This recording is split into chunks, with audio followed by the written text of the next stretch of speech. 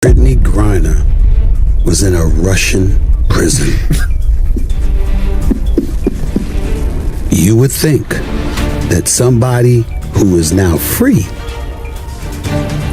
back in America on home soil, would not have too much to complain about. Fans in every sport. She described the fans. Yeah. It doesn't matter what sport you are. It doesn't matter what sport you pick. So, and then when you, clearly she's not remembering who they let out to get her back. The Merchant of Death. The Merchant of Death. Stephen A. Smith just dropped a bombshell saying Brittney Griner should be permanently barred from the WNBA, and he's not mincing words. During a recent appearance on Vault Statement, he accused the league of favoritism, hinted at a cover-up involving Griner's biological identity, and warned that if it's not addressed now, she shouldn't be allowed to play again. And this wasn't a throwaway remark. Smith detailed multiple points that make it look like the WNBA is shielding her at all costs. With leaked medical claims circulating and TikTok users dissecting every frame, fans are no longer brushing this off. Many believe if any of it turns out true, the WNBA's credibility could collapse. Smith argues this situation isn't just about Griner, it's about the WNBA's very survival. And the first reason he gives for banning her? It's the one no one can argue with. The first point is basic. If Brittney was in fact born male, as rumors suggest, she has an unmatched edge, physically superior size, strength, wingspan, and endurance. She's not even in the same category as the average WNBA athlete. Comparing her to the league's newest signings, fans have long noticed the gap. She throws down dunks with ease, swats shots like an NBA center, and towers over the competition. Check out this clip to see it for yourself. Finds Griner for the dunk, and that's what the sellout crowd was waiting for. So our guy finding Griner! Slam dunk! As Griner comes up with the steal and maybe a little showtime. This isn't your average highlight reel. It's why so many argue she shouldn't be competing in the women's division. If the league continues to allow it, then why even call it a women's league? This isn't just one athlete dominating. It's the league jeopardizing its own legitimacy to protect a superstar. And it doesn't stop there, because the next point suggests this may not just be favoritism, it could be an intentional cover-up. It's more than just fairness. It's a matter of safety. If the rumors are accurate, the difference in physical ability isn't just lopsided, it could be dangerous.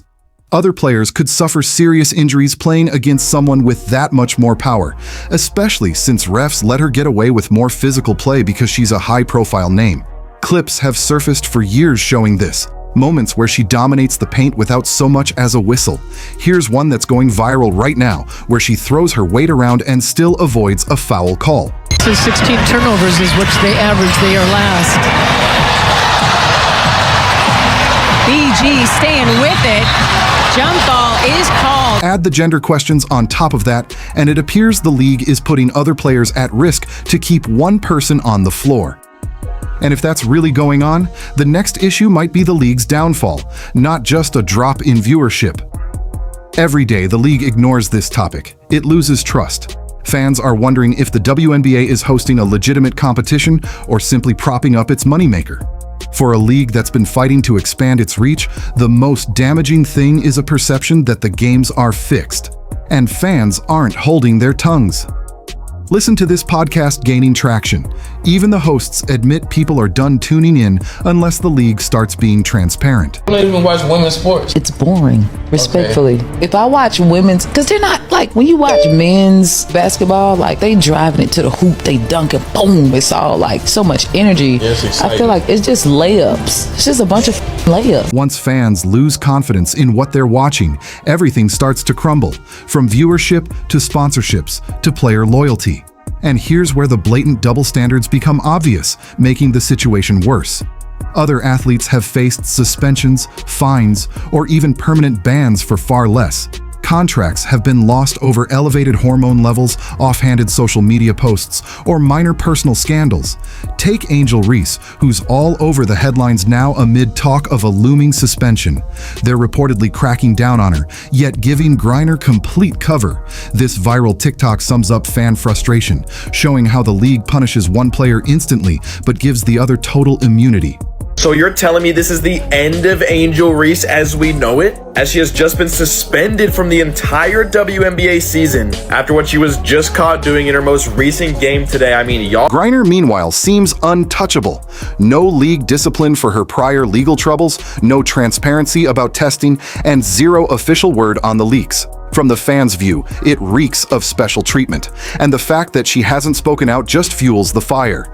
Weeks have passed, and she stayed silent about the leaked files. She hasn't demanded an investigation or cleared the air, and the more she says nothing, the more the speculation grows. TikTok and Reddit are packed with the same question. If there's nothing to hide, why not just prove it? The longer this drags on, the more fans assume the worst. And behind the scenes, big money sponsors are slowly pulling away. Brands want no part of this kind of mess. When her name trends for the wrong reasons, companies withdraw ads, cancel partnerships, and steer clear of the WNBA spotlight. It's already happening quietly. And when that sponsorship money disappears, the problem becomes bigger than image. Teams lose financial support, players' earnings take a hit, and ticket sales alone can't keep the league alive. Many are already pointing out how fragile that funding is, like this viral post highlighting how brands like Kim Kardashian. This just in, that Kim Kardashian's label Skims is the official underwear label for not only the NBA, but the WNBA and the U.S. basketball team. And it gets worse when you compare how other sports organizations handle this type of controversy. The Olympics, FIFA, even college athletics, they all have firm standards, gender verification, testosterone thresholds, legal documentation. If you don't qualify, you don't compete. End of story. But the WNBA? Dead silent. No official policy, no clear testing, no comment. Compared to those other leagues, it makes them look unprofessional, as if they're just protecting a favorite player. And if the silence continues, it won't just be fans protesting. Now, even players are getting frustrated. Privately, there's talk that some athletes may refuse to play if the league doesn't address this head-on. Some veterans don't want their legacies tied to a growing scandal. Up-and-coming stars don't want to get dragged into the mess by proximity. And if just one marquee name takes a stand and refuses to play, it could trigger a chain reaction. If you think the athletes won't escalate, remember the walkout over pay disputes. Now imagine if they decide they don't even want to share the court with Griner. Something important happened before the game. As you know, the collective bargaining agreement is under discussion right now between the league and their players. And before the game, the players came out without their warm-ups on with shirts that said, "Pay us what you owe us." But walkouts may only be the beginning, because even if the players stay, legal action could end the league first. If those leaked documents are confirmed, and the WNBA knew and stayed quiet, the lawsuits will be devastating. Athletes might sue for lost bonuses or missed accolades. Brands could demand refunds. Fans could even file class action suits for false promotion. Every one of those cases could bleed the league dry before it even gets a chance to recover, and that's before factoring in the league's most important asset, Caitlin Clark. She's the WNBA's biggest hope right now. Viewership, deals, and new fans are all tied to her. But every time the Griner scandal resurfaces, it overshadows Clark. Broadcasters and marketers want Caitlin front and center in the league's new era. But sources say Griner's ongoing presence could make Caitlin question if the WNBA is the right place for her. And if Caitlin ever steps away, the league's future may leave with her. Which brings us to what's really at stake.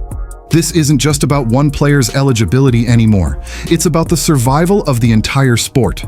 If fans start believing every stat, win, or player is questionable, everything the WNBA has built could vanish. Rising talent could get buried in the controversy, viewers could move on, sponsors could vanish. That's why the final point goes beyond Brittney. It's about whether the WNBA can still claim to stand for fair play and women's sports. Now, the league faces a choice: keep shielding its star or protect what little credibility it has left. Because the longer it bends the rules, the harsher every future scandal will land. And when fans realize their league plays favorites, there may be no turning back. Here's the kicker. If Stephen A's rumored evidence actually drops, it may not just end Brittney's WNBA career. It could end the WNBA entirely before the season's even over.